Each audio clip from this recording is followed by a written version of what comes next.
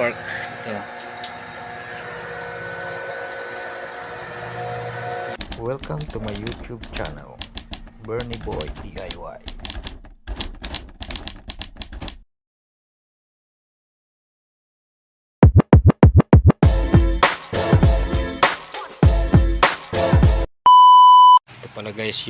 Ito pala yung water pump guys na i-repair natin.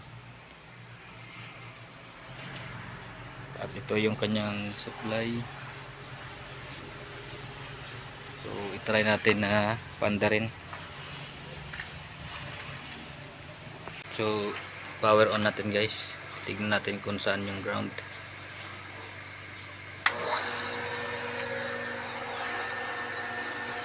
Yun, umandar naman siya guys, pero grounded daw.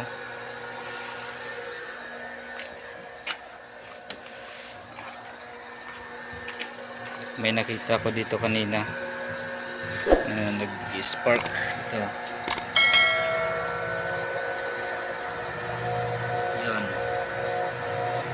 Yan yung nag-spark guys. So ibig sabihin grounded talaga guys.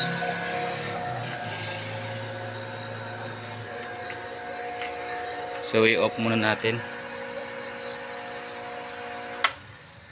So ang una natin gagawin guys ay magko-continuity test tayo.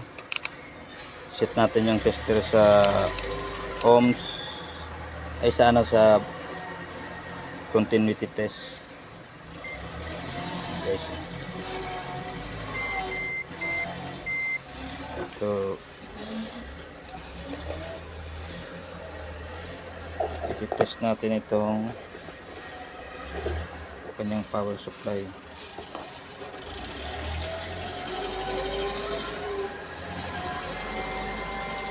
Ayan guys, so tumutunog. Ibig sabihin yan guys, grounded talaga.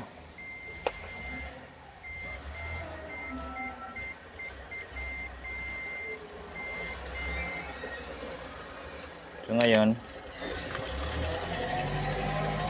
tanggalin natin muna yung supply.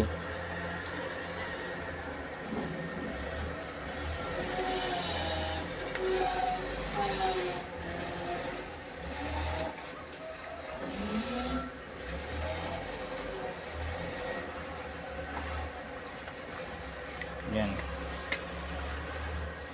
Tapos test natin ulit.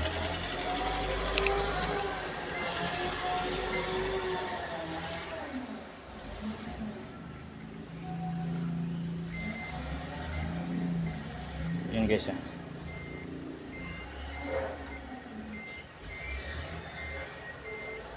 So mayroon pa rin. Hahanapin pa natin siya. Kung saan siya posibleng nag-grounded.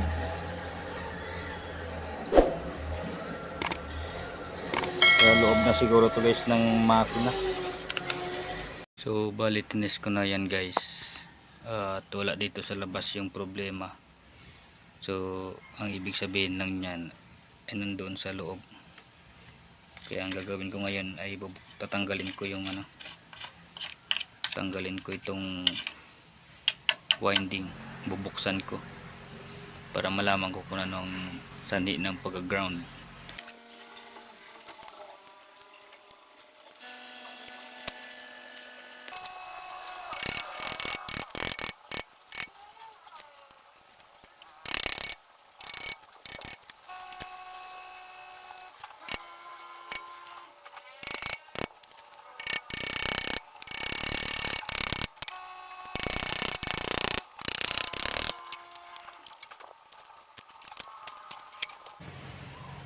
So ito guys ang naging problema. Sunog na pala ang kanyang winding. Pero gumagana pa naman sana siya no. Kaso talagang sunog na.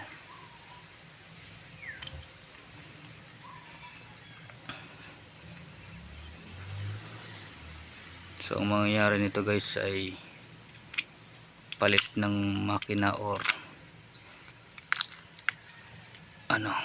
magre-rewind.